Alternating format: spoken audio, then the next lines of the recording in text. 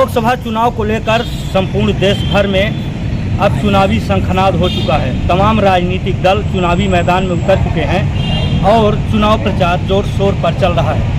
आज सीधी संसदीय क्षेत्र से नामांकन पत्र दाखिल करने की अंतिम तिथि रही, जो निर्दलीय प्रत्याशी के रूप में पहले रहे, लेकिन अब गणतंत्र पार्टी से गणतंत्र पार्टी से आपने नामांकन दाखिल किया है और आपका गणतंत्र पार्टी के जो संस्थापक हैं वो भी हमारे साथ हैं और सीधी संसदीय क्षेत्र के प्रत्याशी भी हमारे साथ हैं।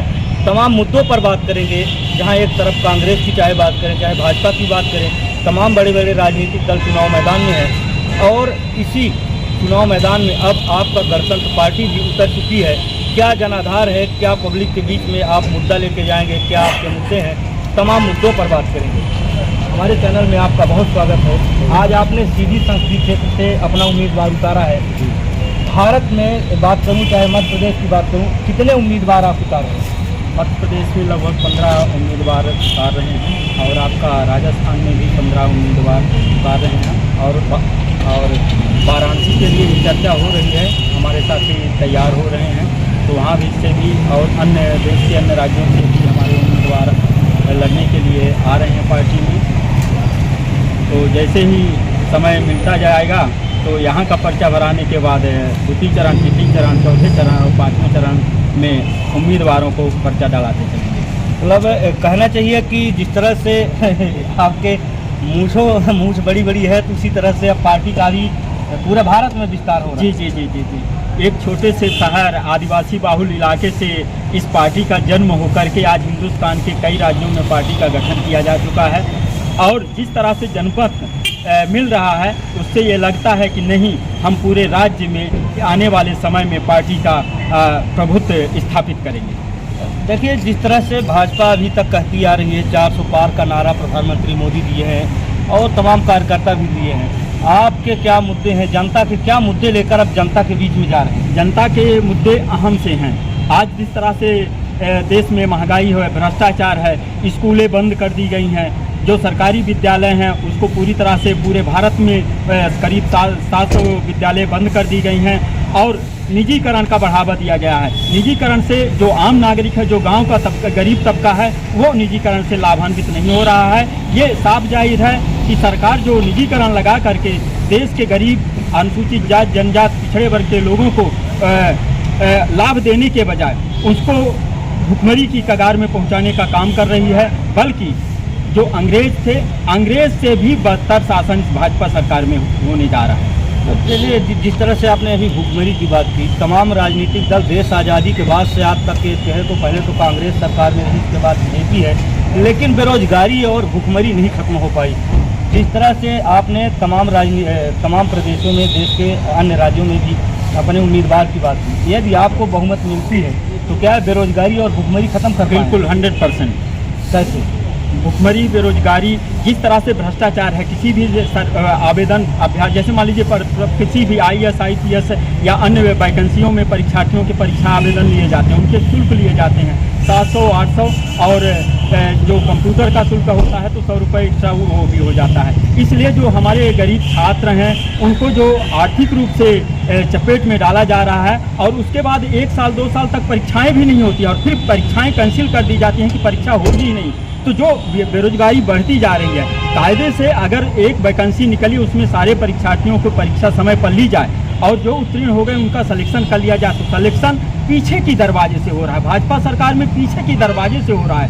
IAS, IPS दिखावे के लिए नहीं हो रहा है, पर जो यहाँ से मध्य प्रदेश शासन या देश की जो 78 सेवाएं पूरे भारत की निजीकरण में कर दी गई है, तो यहाँ तक IAS, IPS भी पीछे के दरवाजे से भर्ती किए जाएंगे। यानी भाजपा का जो नेता हो, भाजपा का जो कार्यकर्ता होगा, वही IAS बनेगा, IPS बनेगा। इसलिए इस देश की जनता ने भाजपा जैसे दल को सीधे नकार दिया है, वोट देने के लिए तैयार है।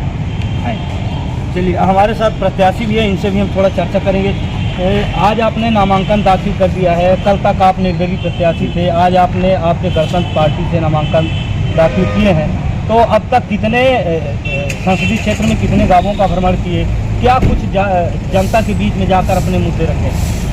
पहली बात तो हम देश के जो संविधान निर्माता थे बाबा साहेब उनको नमन करता हूँ, जिन्होंने हमें ये अधिकार मिलाया। उन्होंने संविधान बना करके हमें गरीब समाज का, परिवार के लोगों को लड़ने का अधिकार दिया। मैंने 1 जनवरी 2024 में ये सोचा कि अगर मैं पूरे 8 विधानसभा का अगर मैं भ्रमण कर लेता हूँ और छोटे से साधन वाहन साइकिल से, तो मैं चुनाव निकाल सकता हूँ। ये मेरा संकल्प अंदर की दृढ़ संकल्प है, आज भी है।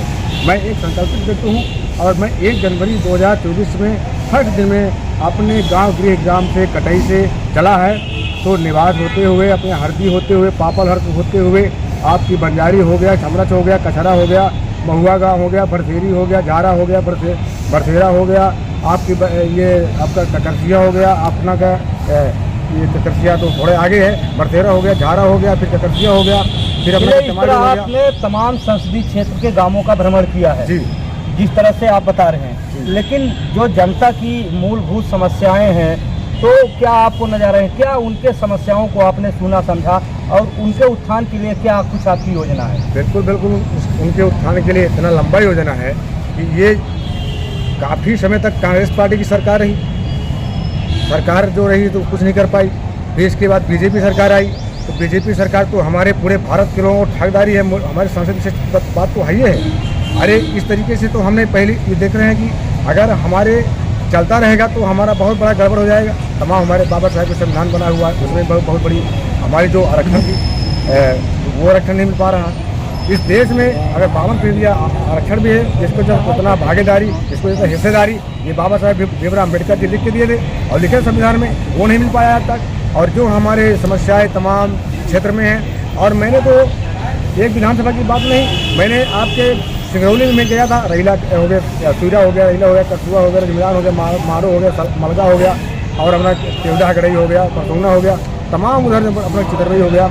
ऐसे क्षेत्र में मैंने घूमा है कि वहाँ देखा तो हमको ये लगा कि ये सरकार तो बड़ी अच्छी बात करती है, लेकिन लोगों की ज़रूरत को मत को काम नहीं हो पाई है तमाम। और इसी तरीके से चितरंगी में गया, तमाम बगैया में गया, चकरौली में गया, पिपरखड़ में गया, और इस तरीके से मना उधर क्या कहते जोखों में, दवाई बराई में ऐसे, और फिर अपना सियावल विधानसभा मैंने देखा, जहाँ माननीय इंद्रजीत, मतलब जहाँ तक आपने गया तो लोगों की समस्याएं आज भी बरकरार है। बिल्कुल बिल्कुल, इतना लंबी समस्याएं बरकरार है कि वहाँ न तो जो मकान राजधानी प्रधानमंत्री महोदय जी जो मकान देने की बात किए हैं 2024 में बोले, 23 बोले थे कि 2023 में सारे के सारे मकान भारत के देश में जो है तो वो खपड़हा नहीं देखने मिला। तो हमने तो सिहावल में गया देखा, तो अपना के मायापुर से गुजरा अंदर, मायापुर हो गया, और अपना के उधर अमिलिया हो गया, और अपना को हिनौती हो गया, सोनमरसा पहाड़ी हो गया, पतरका हो गया, और अपना का पथरिया होते हुए वहाँ तमाम पहुँचे वहाँ, और आपके पीसी बघोर तमाम सिहावल,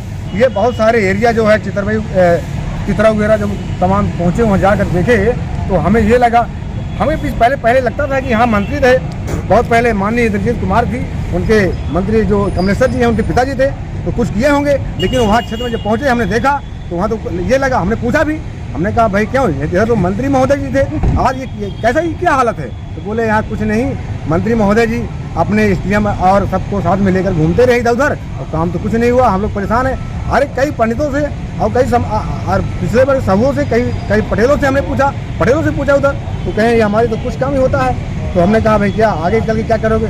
और उन्होंने बोला कि अगर कोई विश्वसनीय आदमी आता है तो चुनाव मैदान में तो अगर आप आते हैं तो हम आपको सहयोग करेंगे, पार्टी का लेके आएंगे, जैसा भी होगा हम आपकी सहयोग करेंगे और चुनाव आपको जिताने का प्रयास करेंगे। ये तमाम ऐसे बातों को सुनने को मिला, और फिर वहाँ से चल करके आया आपके सीधी विधानसभा में, तब इधर आपके ये क्षेत्र में जो है अपना के कुचवाही के आसपास जो है शिवपुरवा हो गया, मड़वा हो गया, और अपना इधर करौंदिया हो गया, बिदरी गाँव हो गया, अरे बहुत सारी इधर में देखा यही हाल हुआ। यही हाल हमने चौहान में देखा, कन्वार में देखा, अपना उधर जहाँ भी गए तमाम यही स्थिति निर्मित रही। हाँ जी। अभी तक हमारे साथ बात कर रहे थे आपका गणतंत्र पार्टी के प्रत्याशी राम सहाय साहू जी, जिन्होंने भाजपा कांग्रेस दोनों पर जमकर प्रहार किए। उन्होंने कहा कि मैंने संसदीय क्षेत्र का एक एक गांव घूमा है, जहां भी गया आज भी बदहाली की स्थिति निर्मित है। पुष्पेंद्र विश्वकर्मा, चाणक्य न्यूज़, सीधी।